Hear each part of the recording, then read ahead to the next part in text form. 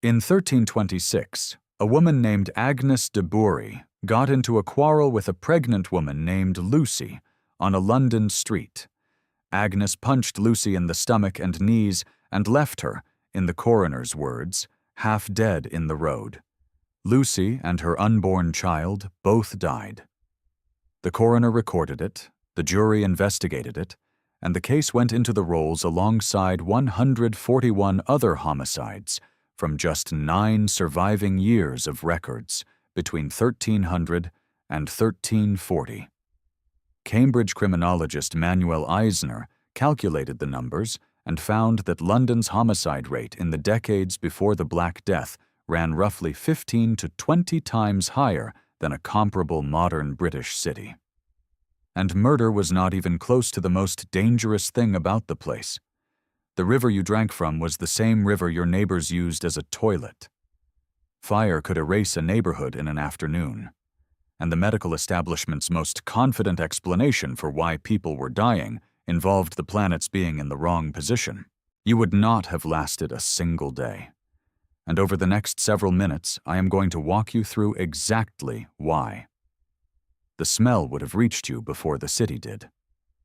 London in the early 14th century held roughly 80,000 people packed inside a walled area of about 1 square mile. That gives it a population density comparable to parts of modern Manhattan.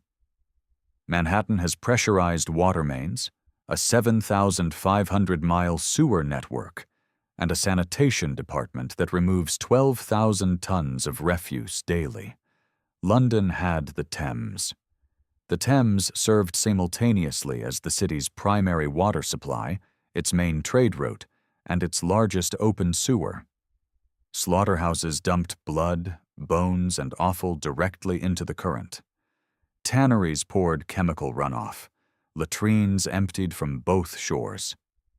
By the 1370s, the river's channel had narrowed so dramatically from accumulated filth that it was hindering the passage of ships. The authorities had managed to clog an entire river with garbage. The Fleet River running west of the walls was worse. The stench had grown so overpowering that a Carmelite prior, the Dominican friars, and the Bishop of Salisbury all signed a formal petition of complaint. A bishop wrote an official letter about how bad a river smelled. That tells you something about the river. The Walbrook, a stream running through the center of the city, completed the picture. By 1345, residents along its banks were building private latrines directly over the water. The authorities banned the practice. By 1374, they reversed course and allowed it again, charging a fee for the privilege.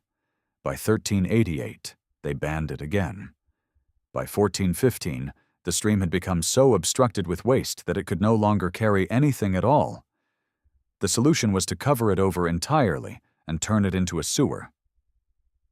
Problem solved. Problem moved underground, and the great conduit that carried your drinking water from springs at Tyburn drew from the same watershed, receiving the output of every cesspool and slaughterhouse along its course. You were drinking downstream from your own toilet. You had no way of knowing it, because the concept of waterborne disease would not exist for another 5 centuries. Now let me take you into the streets. Chamber pots were emptied out of upper-story windows, with a legally mandated warning of 3 shouts before release. That was the sanitation protocol. Shout 3 times and let gravity handle the rest. Pigs roamed freely, and these were not the plump pink animals you are imagining. Medieval pigs were closer to wild boars, with tusks and a temperament to match.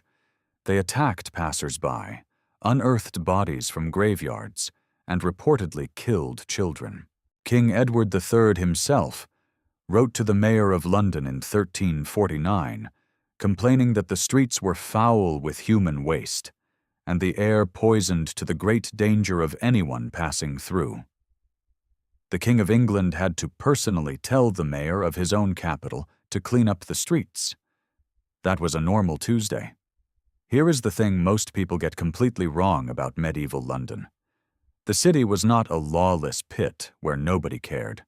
It had ward scavengers and rakers to clear refuse. It created the position of Sergeant of the Channel, the first sanitary inspector, in 1385. Fines for dumping rubbish had been on the books since 1280. The Assize of Nuisance heard complaints about neighbors piping waste into your cellar. The system tried. The people within it tried. None of it was enough because the one thing they lacked was any understanding of what was really making them sick. But we have not even gotten to the food. Bread was the foundation of the medieval diet, so important that the word lord descends from the Anglo-Saxon for loaf guardian. And the bread could betray you. A fungus called ergot infected rye grain, and anyone who ate contaminated bread risked convulsions, hallucinations, and gangrene of the extremities. The affliction was known as St. Anthony's fire. By the end of the 15th century, monks treating victims had built roughly 370 hospitals across Europe, identified by the gangrenous limbs hanging above their entrances. Nobody understood the connection between infected rye and the disease until 1670. For over 800 years, people ate bread, lost their limbs, and had no idea why. Meanwhile, your daily gallon of ale, brewed without hops and spoiling within days, might contain henbane, a genuine toxin from the nightshade family added to increase the feeling of intoxication.